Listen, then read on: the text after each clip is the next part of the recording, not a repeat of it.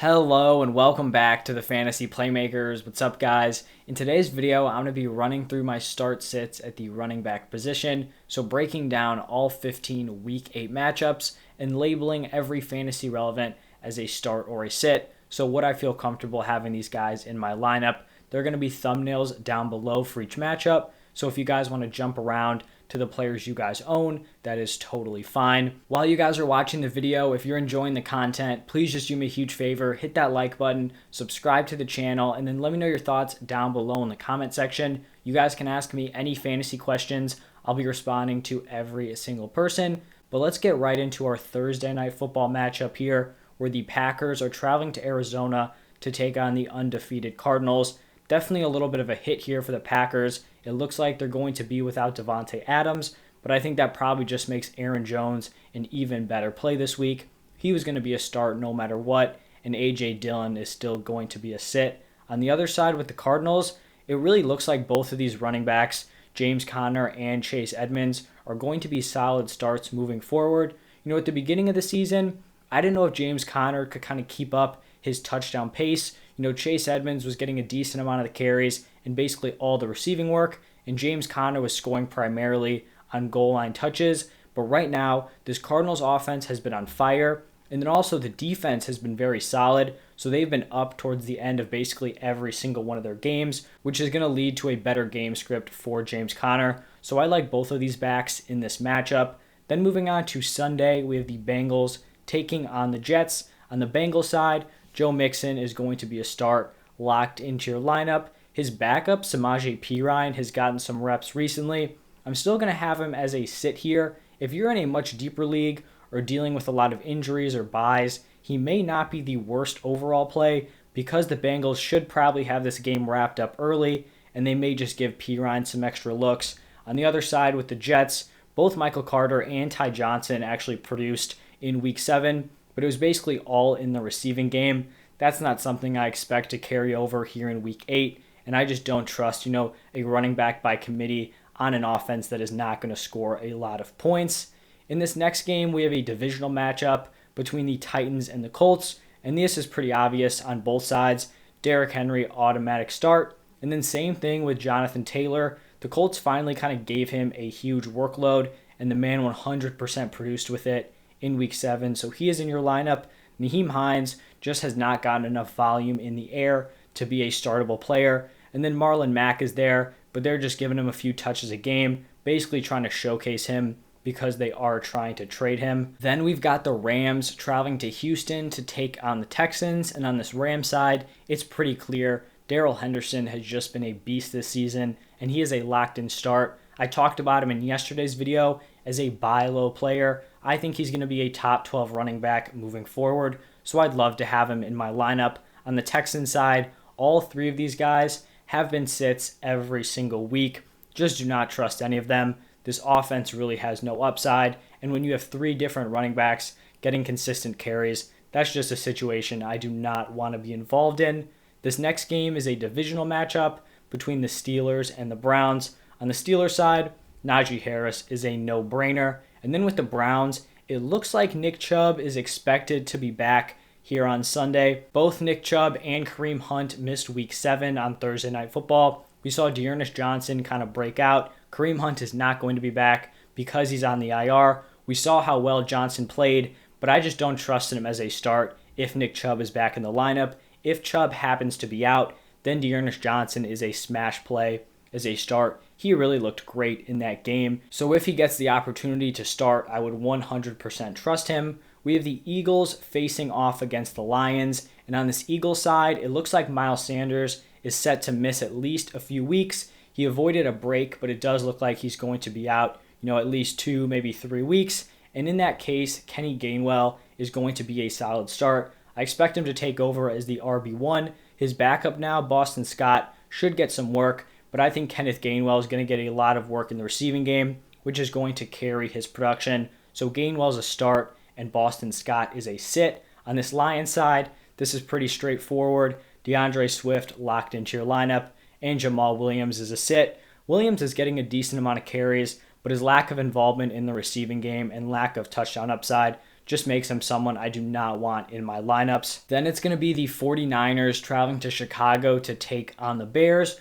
For the 49ers, Elijah Mitchell is looking like a really solid start moving forward. We know Raheem Mostert's out for the year. Trey Sermon is just not involved in this offense at all. And then it looks like Jeff Wilson isn't going to be ready to return until late November. So this is going to be the Elijah Mitchell show moving forward. The Bears defense is solid, but they're not some unstoppable force where I don't trust the RB1 for the 49ers.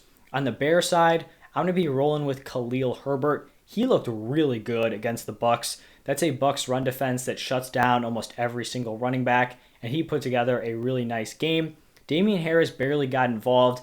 A lot of that was because he just came off the COVID list, a few days before the game. So I do think Williams should be more involved. But right now, if you're just looking at the Bears, Khalil Herbert is your young rookie player. I'd expect them to want to get him more involved than Damian Williams, who's not going to be, a part of the long-term future for this team.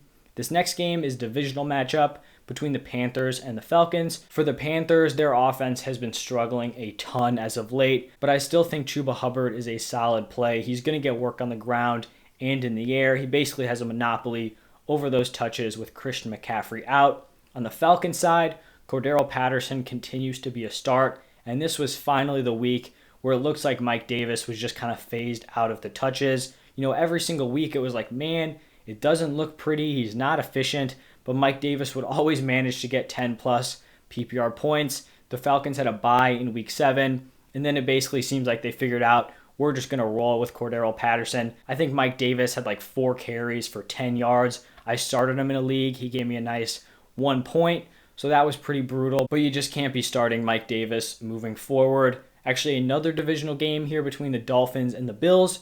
For the Dolphins, this backfield is always going to be a headache, but Myles Gaskin got the touches he needed to put together a really nice game, so he's a start. Malcolm Brown and Salvon Ahmed are both going to be getting touches, but they're still guys who I do not want in my lineup.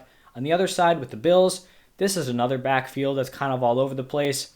Zach Moss has been surprisingly good to start off the season. He's definitely more of the goal line back, and that's the player I'm going to trust in a game where the Bills are probably going to be up, running the ball, and if he's going to be getting those touchdown opportunities, then I do like him over Devin Singletary, who's a sit. Moving on to the Patriots Chargers game, I am going to be starting Damian Harris. This one does feel a little bit risky because if the Chargers go up early, I could see Harris kind of leading a clunker game.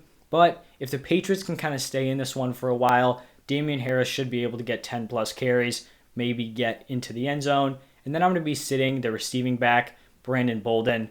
I've talked about this a lot. I just don't really trust these receiving backs who aren't involved every single game. A lot of these guys will have one boom game, then they'll be, non-existent the next week, and you just can't trust them in your starting lineup. And then, I could put Ramondre Stevenson or J.J. Taylor as sits. Basically, we don't even know which one of those guys is going to be active. So Damian Harris is the only guy I'd want to think about starting out of this backfield. On the other side with the Chargers, it's a no-brainer that Austin Eckler is in your lineup. Then we have the Jaguars traveling to Seattle to take on the Seahawks. Seahawks looked absolutely brutal on Monday night. That offense was terrible, but they were feeding Alex Collins. So for the Seahawks, I do think you could plug him into your lineup. This is a Jaguars defense that does not even compare to the Saints. So if Collins can keep up that workload, Chris Carson is still going to be on the IR. He's a potential start for the Jaguars. James Robinson has been lighting it up as of late. They finally just given almost every single touch to him, and he has definitely made the most of it. Then we have the Washington football team taking on the Broncos. For the Washington football team, I guess Antonio Gibson is going to be a start. He's playing through that shin stress fracture. He's getting the touches needed. He's just going to be a guy who scores, and he's a solid play. If he doesn't get into the end zone, it's just not going to be a good week because he's not getting the receiving work. That is going to J.D. McKissick. But like I mentioned earlier, I'm just not trusting these receiving backs. So McKissick is a sit. Then for the Broncos, I'm going to be sitting both Javonte Williams and Melvin Gordon. They both played well in Week 7 on Thursday Night Football, but you're basically relying on them to get into the end zone because their touches are almost dead even. So unless Javonte Williams starts to kind of break away as the clear number 1, they're both likely going to be sits unless they're in a great matchup for the running back position. and then they're both kind of fringe starts. But here against Washington, I'm going to have them both listed as sits. This next matchup here is a battle between the run defenses. We have the Tampa Bay Buccaneers traveling to New Orleans to take on the Saints. Both of these run Ds have just been locked down this entire season, even dating back to 2020. In previous years, they've just been at the top tier of the NFL, but I do still feel confident starting Leonard Fournette. He's proven that he has evolved a lot in terms of his role as a receiving back. So even if he's not super efficient on the ground, I do think he's still someone who's going to be in there on those red zone touches, and he can add some work in the receiving game. I just don't trust his backups, Ronald Jones and Giovanni Bernard. And then for the Saints, even if the Bucs have a solid run defense, Alvin Kamara is a stud. We saw what he did yesterday was not running the ball efficiently and then just put up a monster receiving stat line, just totally outproduced every other wide receiver, honestly probably combined on that Saints team. So he is a lock in your lineup.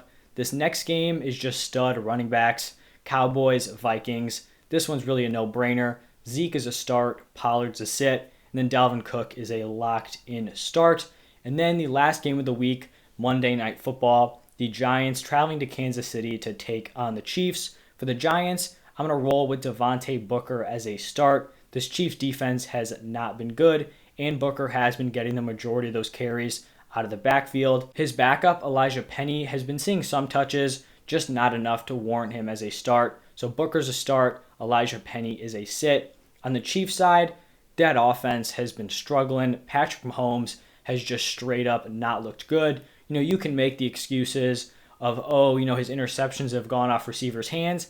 Yeah, that's true for a few of them, but he also has just not looked like himself. It kind of seems like if you take away the big plays from this Chiefs offense, they kind of struggle to just slowly and methodically move the ball down the field, and that led to Darrell Williams basically doing nothing here in Week 7. I still have him as a start. This Giants team is beat up. They're not very good, and I still think, Darrell Williams will be a solid play this week. But that is going to wrap it up for my running back start sits. If you guys enjoyed the video, please hit that like button, subscribe to the channel, ask me any questions down below. I will make sure to get back to you as soon as I can.